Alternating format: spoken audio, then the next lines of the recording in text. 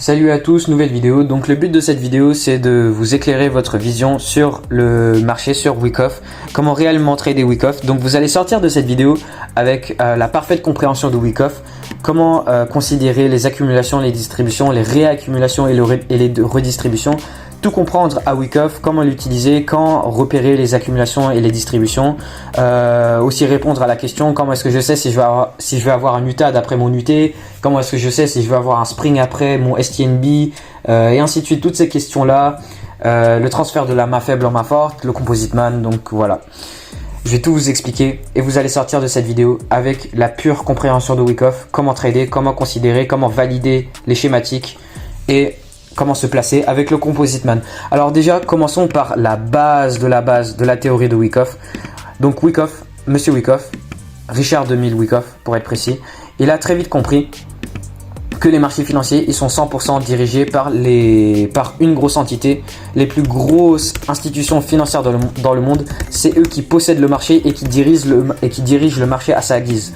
Donc Monsieur Wyckoff a très vite compris que les marchés financiers, ils sont 100% dirigés par les plus grosses institutions financières dans le monde.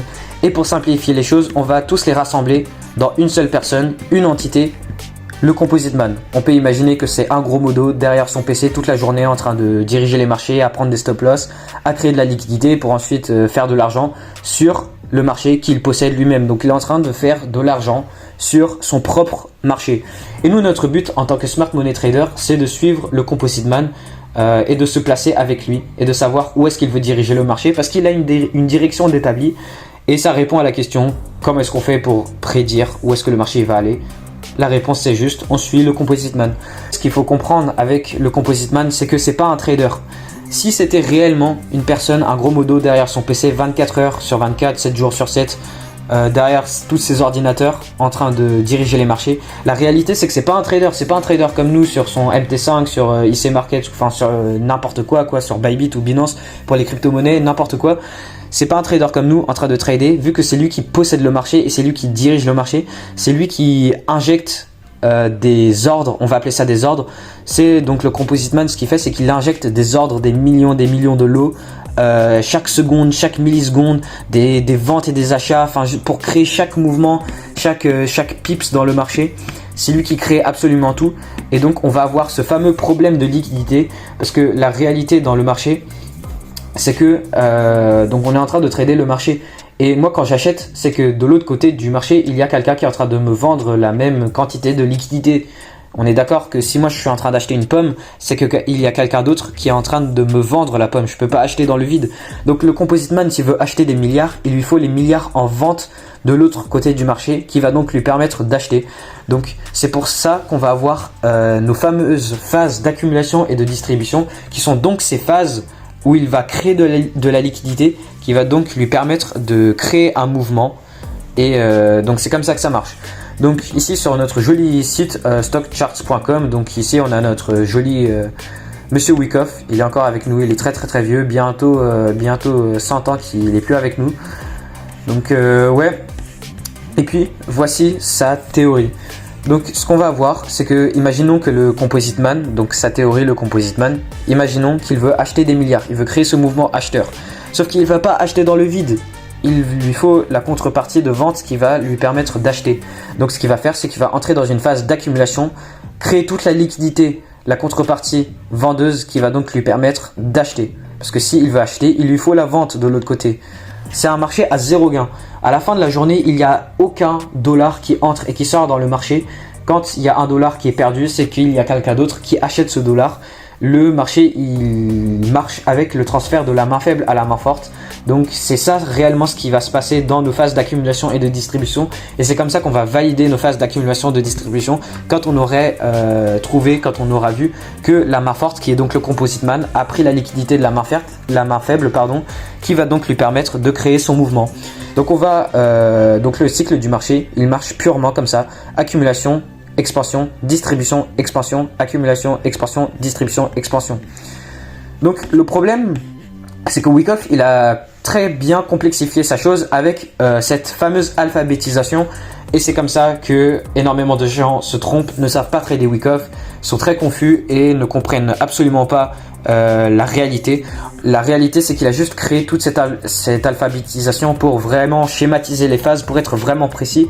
Mais il nous faut absolument pas ça. Ça ne sert absolument à rien. Pour nous, quand on était petit, on est d'accord, les flocons de neige. On va prendre l'exemple d'un flocon de neige. On est d'accord que les flocons de neige, ils sont tous pareils. Dans les dessins animés, nos fameux flocons de neige, ils ressemblent à ça, ok? Un truc du genre comme ça, ok? Sauf que la vérité, c'est que nos flocons de neige, si on part en détail dans nos branches, ils sont tous différents. Ils vont avoir des petits bouts ici, des petits bouts là.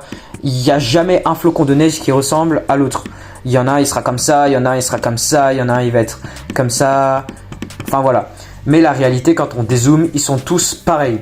Et donc c'est la même chose avec les accumulations et les distributions. Ils sont tous pareils. Le but des accumulations et des distributions, et la même chose va pour les réaccumulations et les redistributions. Donc on va entrer dans ces phases pour créer de la liquidité, pour ensuite créer le mouvement que le Composite Man veut faire. Donc oui, ici nous avons ces belles schématiques d'accumulation et de distribution. Donc ici il y a l'accumulation schématique #2. Ici il n'y a pas de spring après le STNB. Ici qu'est-ce qu'on a? On a un UTAD après le UT. Donc là le truc, climat d'achat, le test, enfin n'importe quoi après UTAD, après le UT. Ici on a un UT sans un UTAD, enfin bref. Et en fait le problème c'est que les gens ils savent pas quand est-ce que je dois entrer dans le trade, quand est-ce que le Composite Man il va passer dans sa phase d'expansion après avoir créé sa liquidité. Comme est-ce que je sais si je vais avoir un UT après le UTAD? La réalité c'est tout simple. Donc là, imaginons, Monsieur Composite Man, il veut acheter des milliards. Imaginons, il veut acheter, c'est un exemple, hein, c'est absolument pas ça, mais imaginons, il veut acheter 5 milliards sur le marché. Donc, ce qu'il va lui permettre, ce qu'il va lui falloir, c'est ces 5 milliards en vente. Donc, ce qu'il va faire, c'est qu'il va entrer dans des phases d'accumulation. Donc là, on crée un double bas, on vient créer de la liquidité au-dessus. On prend donc la liquidité, on revient tester. On vient prendre encore plus de liquidité. Après, on a le signe, le sign of strength, le SOS. Après, on a le spring et après, on part dans notre expansion. Donc, on a compris que les flocons de neige, ils sont tous pareils, mais en réalité, ils ont tous leurs caractéristiques, ils ont tous leur propre personnalité. Et la réalité, c'est que les accumulations et les distributions, ça se passe absolument partout. Par exemple, ici, qu'est-ce qu'on a? On a l'accumulation, distribution, pardon. Expansion, là qu'est-ce qu'on aurait? Une redistribution pour créer cette expansion. Ici on aurait une accumulation pour créer un petit mouvement acheteur. Là on aurait une distribution là-dedans pour créer cette expansion. Après accumulation, expansion. Et là on aurait distribution, expansion. Là qu'est-ce qu'on aurait? Accumulation, expansion. Ensuite on aurait une distribution, expansion. Et là on aurait donc ici une accumulation pour créer cette expansion. Ensuite une autre distribution, expansion. En revenant dans le niveau d'offre qui est ici, de cette ancienne redistribution qui était là-dedans. Donc on ferme les positions en négatif qui sont là-dedans. Donc le Composite Man, vu qu'il injecte et vu qu'il fait in and out des ordres, des lots chaque seconde dans le marché, bah, il va forcément avoir des positions en négatif à des moments. Et vu que le Composite Man, son but c'est de faire de l'argent sur son propre marché, bah il va donc voilà, en fait il a des positions en négatif. Ici on a eu ce dernier mouvement acheteur avant la vente avec du déséquilibre laissé après avec du fair value gap, comme le dit les concepts de ICT, ça c'est autre chose. Donc ce qu'on comprend, c'est que là il a des positions en négatif à venir fermer avant de poursuivre plus bas. Donc là il vient dans sa zone, il ferme ses positions en négatif, il recrée une nouvelle distribution qui va lui permettre de faire cette expansion. Et en même temps, il aura pris la liquidité au-dessus de tous ces hauts qui va lui permettre de vendre. Donc cette liquidité acheteuse qui va lui permettre de vendre. Donc là, je pars dans du détail, mais le Wyckoff, ça se passe absolument partout. Donc là, on a encore une autre accumulation. Après, une autre expansion qui revient dans la nouvelle order block ou zone d'offre qui serait laissée là-dedans. Et après, on a cette belle expansion. Et ici, ce qu'on aurait eu, c'est que la réalité, c'est que tout ça, c'est une plus grosse accumulation. Preliminary support, selling climax, automatic rally, plein de tests, un spring. Et puis, on revient tester là pour ensuite redistribuer. Là, on a preliminary support, selling climax, un test. Et là, on monte. Et là, sur les intervalles de temps plus petites, et c'est vraiment la fractalité du marché. Ce qu'il faut comprendre, c'est que le marché est fractal et ce qui se passe sur les intervalles de temps plus petites se passe sur les intervalles de temps plus grandes. On est bien d'accord que dans la vie réelle, les secondes ça construit les minutes ça construit les heures ça construit les jours ça construit les mois et ainsi de suite. Donc c'est la même chose sur les marchés financiers. Le Composite Man, il est H24 sur 16 ordinateurs en train d'injecter, de faire entrer sortir des positions dans le marché pour faire monter et pour créer des mouvements et donc ainsi de suite. Donc comme on a compris que les accumulations et les distributions ça se passe absolument partout, pardon je bégaye beaucoup, là on a cette belle expansion et là évidemment ce qui s'est passé là-dedans ça se voit à l'œil nu, on a accumulé pour ensuite faire ce mouvement haussier. Et donc notre joli petit LPS, Y ou enfin je ne sais quoi dans l'alphabétisation de Wyckoff, là on a cette dernière vente avant l'achat avec un petit peu de gap laissé derrière. Donc les positions vendeuses en négatif à venir fermer avant d'aller faire des plus hauts. Et là ce qui se passe c'est qu'on on revient très joliment dans cette zone de demande et ici on réaccumule avant d'aller faire des plus hauts et rentrer dans cette phase de cycle de Wyckoff où on a accumulé là-dedans pour faire une expansion, on a distribué là-dedans pour faire une expansion, pour accumuler là-dedans pour faire une expansion, et en réalité tout ça c'est une réaccumulation. Après ça je ne vais pas faire une vidéo sur les réaccumulations, c'est une petite technique trompeuse de Wyckoff, enfin du Composite Man pardon, mais bref. Donc là on a une autre distribution et là on reviendrait sûrement dans cette dernière vente avant l'achat qui est là-dedans avec donc notre belle génération de liquidité en dessous de tous ces bas.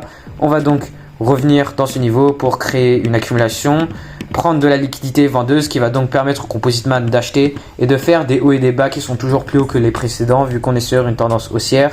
Là-dedans, donc, on aurait cette réaccumulation et ça se suit, c'est ainsi de suite. Wyckoff, ça se passe absolument partout, donc ça sert à rien de chercher Wyckoff parce qu'il y a des gens, ils vont sur les graphiques, ils cherchent Wyckoff, ils essayent d'alphabétiser et ils comprennent pas ce qu'ils font et ils terminent par perdre. Parce que Wyckoff, ça se passe absolument partout et ce qu'il faut comprendre, c'est que là, on est le week-end, pardon, mais tu vas sur n'importe quelle paire, tu vas sur n'importe quel intervalle de temps et tu as forcément du Wyckoff qui se passe devant toi sur le 1 seconde.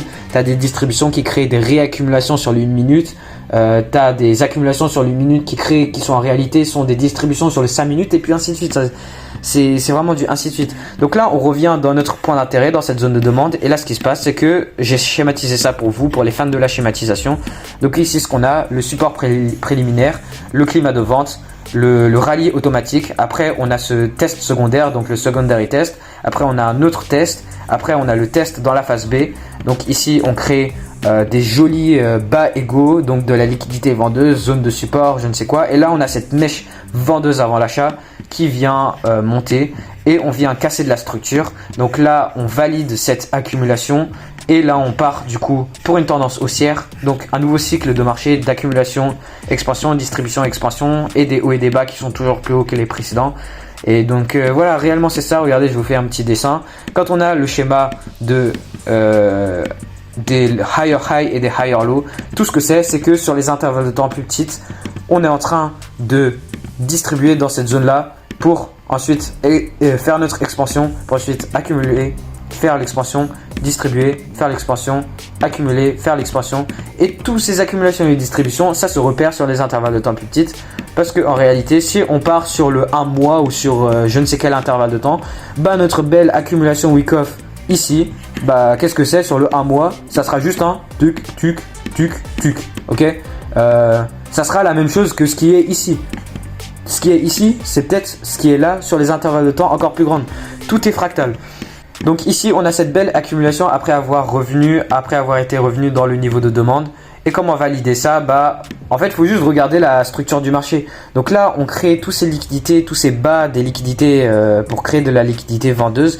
Et une fois qu'on prend toute la liquidité vendeuse et qu'on se met à casser les niveaux d'offres et qu'on a donc notre SOS, notre signe de puissance, bah, qu'est-ce qu'on repère? Le dernier mouvement baissier avant l'achat. Donc cette dernière accumulation sur les intervalles de temps encore plus petites pour mener à cette expansion qui, là où il y a donc cette distribution, pour ensuite étendre, créer une accumulation là-dedans. Donc là, si je regarde les bougies, qu'est-ce qu'on a? On peut avoir notre support préliminaire, climat de vente, automatic rally, des tests, donc création de liquidité ici sur les intervalles de temps plus petites. On prend de la liquidité vendeuse. Le Composite Man, il prend encore plus de liquidité vendeuse en dessous de ses bas. Donc ici, qu'est-ce qu'on aurait? On aurait un spring. Et là, une fois qu'on se met à casser des structures vers le haut, bah, qu'est-ce qu'on fait? On valide cette accumulation qui est là-dedans, puisque là, on est en train de casser des structures et on est en train de shifter du marché. Qu'est-ce qu'on repère? Le dernier mouvement vendeur avant l'achat qu'on aurait sur les intervalles de temps plus petites. Et qu'est-ce qu'on fait? Donc on revient pour tester la dernière vente avant l'achat qu'on apercevrait, qu'on verrait sur les intervalles de temps plus petites, pour ensuite se placer et puis ainsi de suite. Je vous ai pas vraiment expliqué comment est-ce qu'on va valider Wyckoff. Donc par exemple dans cet exemple là, donc là on comprend très bien qu'on est en train d'accumuler, ok. Sur le un jour on a très bien vu qu'on est sur une accumulation. Donc là on voit ça plus en détail sur le 4 heures. Donc là on a une grosse accumulation sur le 4 heures. Donc comment est-ce que j'aurais validé ça?